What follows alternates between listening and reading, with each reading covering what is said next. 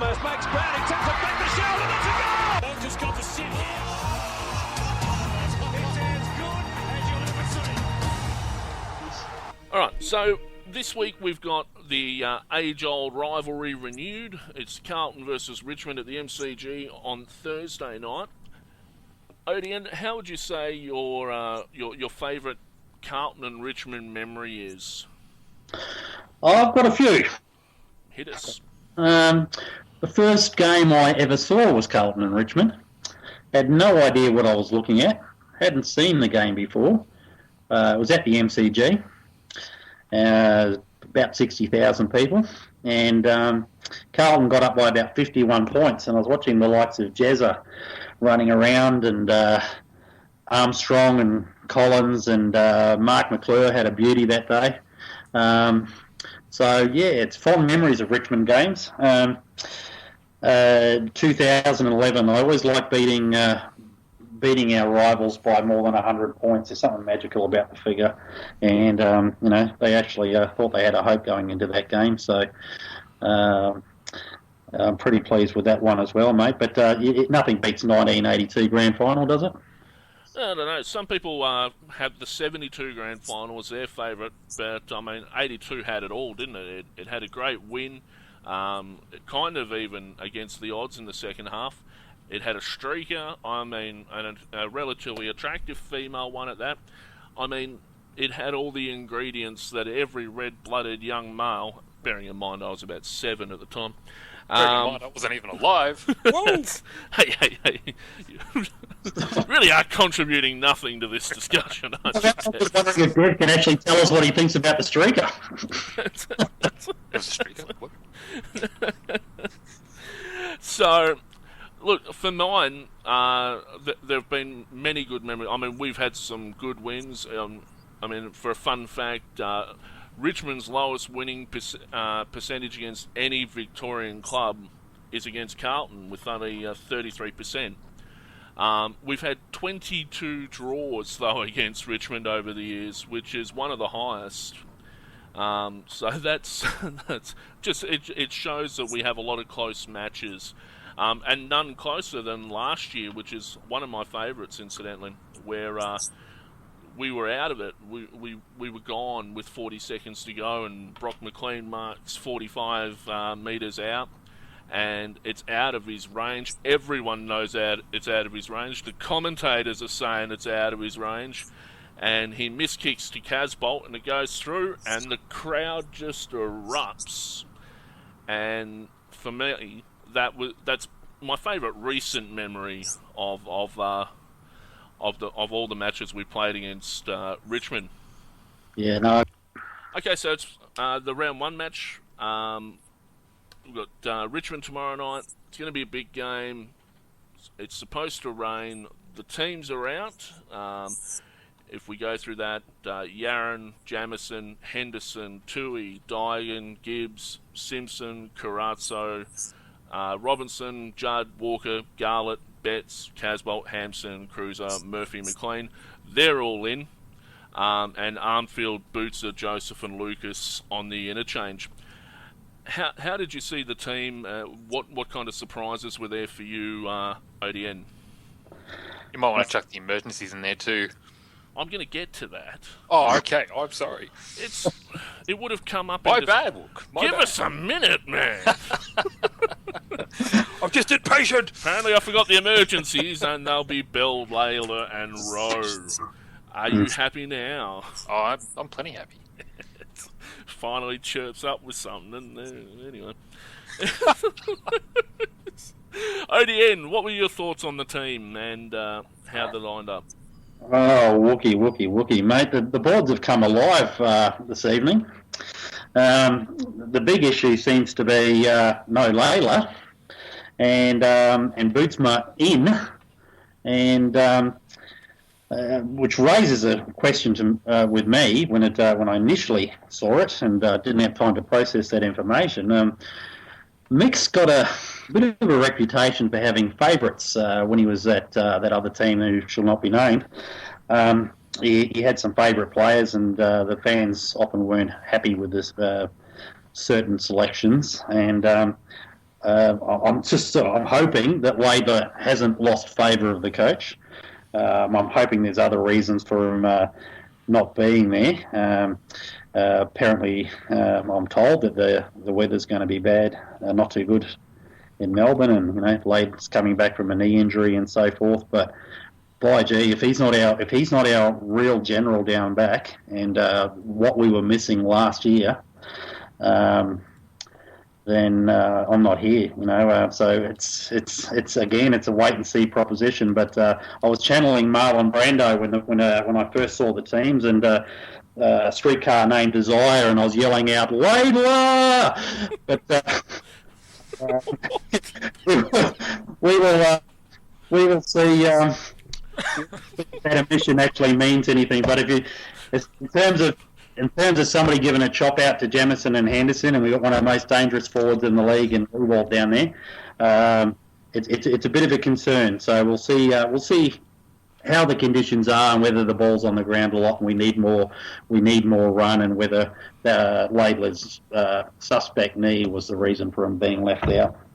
Yeah, I'm surprised by that as well. I thought White might have been in the side. I thought he played okay during the NAB Cup, but if Laidler wasn't going to play, I thought White would have been the logical choice to fill in there.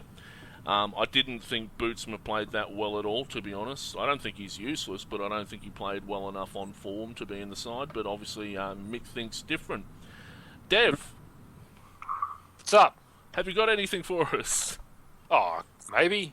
All right. Then again. All right, what do you got, mate? Nothing. How do you see this? All right. Got to say, don't like Bell being in the emergency. I reckon for mine, he's got to be in there. Especially if it's going to be a wet, rainy night. Need a big body in there. It's going to smack people around. The guy's a train. Just run through people. You have Robbo in there with him. Bodies are going to be everywhere. I agree with that. Yep, and I would think that would be important. I think they might even wait to see the condition of the turf before finalising the team. I don't see any point in playing like Hampson and Casbolt as well as Cruiser on a wet, rainy night. I mean, Hampson is useless below his feet for the most part. I was going to mention that until I started coughing then. So sorry that I sort of paused then. That was my bad. Which is pretty disgraceful for a guy we recruited who originally played soccer before coming across to the AFL. I came down to pick the ball up, though. Well, you could soccer it through. I mean, Dacos made a he could do career that, out of it. That doesn't seem to be the way to go these days for most of them. No. Better off to pick it up. This is all true. And plus, he's a big dude, so it's a long way down. What would you say? 6'7"? I am. It's a long way down. It is a long way down. He's 202 or 200 or something, 201, I think it is, isn't it? Depending on what you look at and who you believe. Whatever you want to call it. That's true. So, how do you see the key matchups being? I'll ask ODN to start with.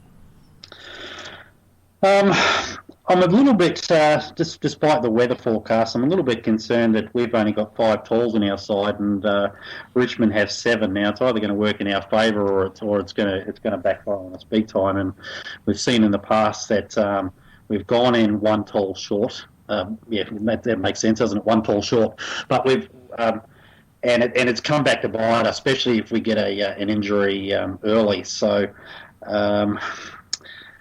I'm not sure if that might even be a reason for somebody like Laidler or Rowe to come in late, and that's going to, as you said, it's going to depend on how the ground's shaping up come game time. In terms of matchups, I'm not really worried about the Richmond defence at all. They've got Chaplin in, and he's a solid player, but he wasn't the best defender at Port, and Port didn't do that well anyway while he was there. So I'm sort of I'm not concerned. But having said that, we don't have true experienced key forwards up forward for us. So I think it's going to be. I don't think there's going to be a lot happening. Richmond will have our measure in the air, and we'll be relying again on Betts, Garlett, and hopefully Walker to step in and do their magic. So it's going to be ground level in the forward line again that we show our stuff. In terms of the Richmond forward line, Rewald's he reads the play very well. He reads the flight of the ball very well. I'm not too worried about him being a stand and deliver gorilla type forward. I think Jamo, and I was hoping for Layla to be the one giving the chop out, but it'll have to be Dygan. I think they'll have his measure if they're bombing it in long to him. So he's going to do most of his damage just by reading the flight better or on the lead. But again, it's sort of it's a bit of a one. Who else have they got though? That's the other thing that exactly. I don't see no damage except for Rewald. Well, and that's all I see. There's always a danger that Vickery or someone like that's going to come out and kick a couple. He did last time, but Hampson was just a better foil at the other end as well. So there's a big raps on Edwards as well, the former North guy.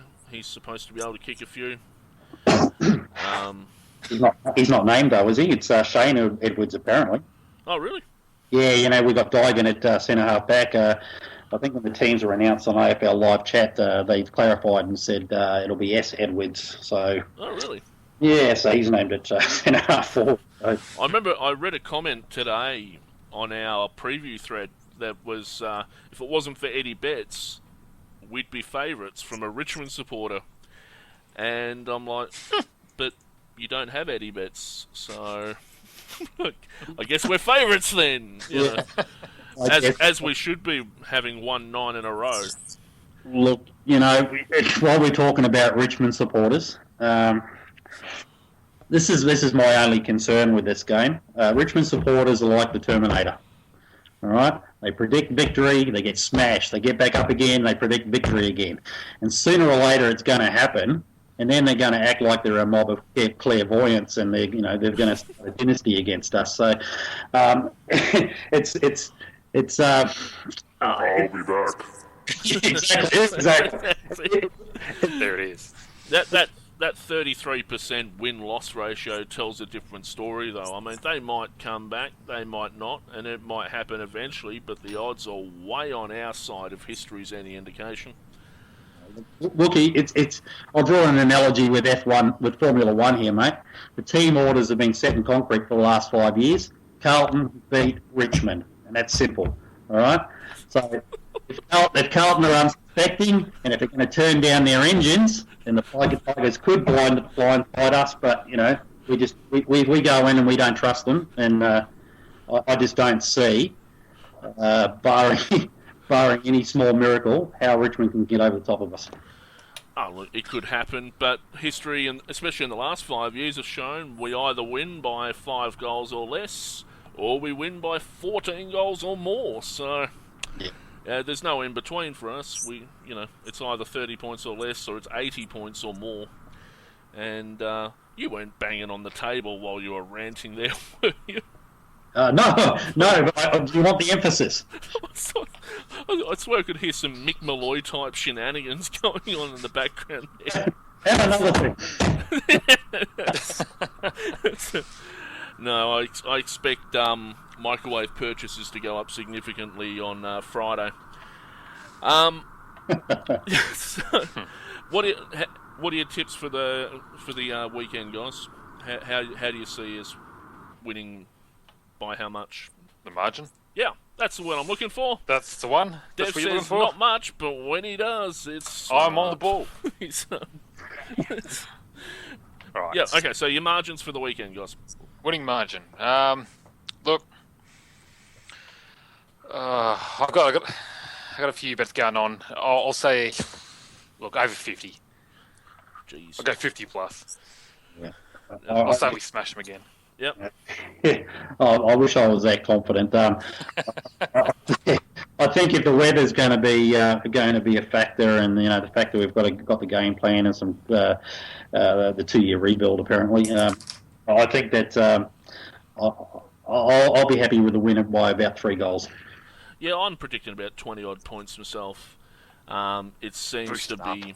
It seems to be about what it is when we get close. Aside from the last match we played, of course. And I think it was Footy Classified where Caro was talking about this whole thing of improvement, where if they continue that arc, they should beat us this time. Not really taking into account that last time we played, half our reserves were in the side, and half the team didn't actually play, obviously. So I think that's a bit of a miss. Don't tell them that. Well, I'm sure they'll figure it out. Dreaming. And it was one of the excuses we had ready-made for that match if we'd lost. We didn't lose. Hey, we're set up here. And let's face it, when it comes down to it, I don't really care what we do for the rest of the year, as long as we beat Richmond, Collingwood, Essendon. If we make the finals, that's great. If we don't, we beat these guys, and I'm still going to be relatively content with the season. Did you say North Melbourne in that? No, but I'd like to add Hawthorn for a change. I really would like Probably should add that over too. Yeah, I think Hawthorn's got to be in there, mate. That's getting really embarrassing now. It does put a bit of a lie to the whole. Richmond have to beat us because it's their time. I mean, surely that's got to apply to us and Hawthorn now. I mean, we haven't beat them since 2003 or something, so that's getting to be a bit of a joke as well. And I'd like us to beat Port Adelaide in round 23 as well, because that was a bit of a disgrace as well. Yeah, the Gold Coast. Shouldn't bring that up. Many disgraces last year. Gold Coast was one of them. Just leave that for out of. Okay, guys. Thanks for that. It's time for the Old Dark Navies and Board Talk, thanks to Bigfooty. Yeah, hey everybody. Listen, make sure you get yourselves onto the boards. There's a fair bit going on at the moment. Our football tipping competition, just for Bigfooty Blues, is still open. There's only been 2 games on so far, and I suspect a lot of us got most of those wrong, got those 2 wrong. I'm sure no, it's all right. Yeah. Jump on it, people. So get yourself in. It's not too late. Also, Gordon Blue is running his very popular knockout footy tipping competition that closes around about close of business tomorrow. So go and have a look at that. It's great fun, and we'll see if we can rustle up some sort of token prize by the end of it. But it's more about the fun. We're looking for people that want to come on the boards and review our games afterwards. We've got a lot of previews being done and people putting their hands up for that, but we also look forward to people doing a proper review of our games. We want you to come and vote for the Bigfooty Blues Player of the Year.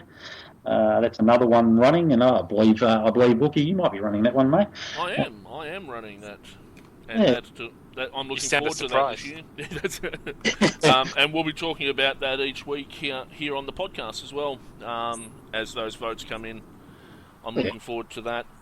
Yeah, and one last thing, just anybody trekking out to watch the Northern Blues, we always appreciate a little bit of feedback as to how the players that didn't make the senior squad are going in those games, and particularly at the end of the year, we like to review a player's whole season. So people that are trekking out there to see those games, they're really important to our board, and we'd like you to get on there and let us know how everybody went, so we know what sort of selection headaches we might have in the future. Well, thanks for coming in, everyone. Old Dark Navies, thank you. No, thanks for having me, mate. It's been great. You've done a good job. And Devoid of Caring, thank you for coming in. It's all right. I'll be here every week. No, it won't be.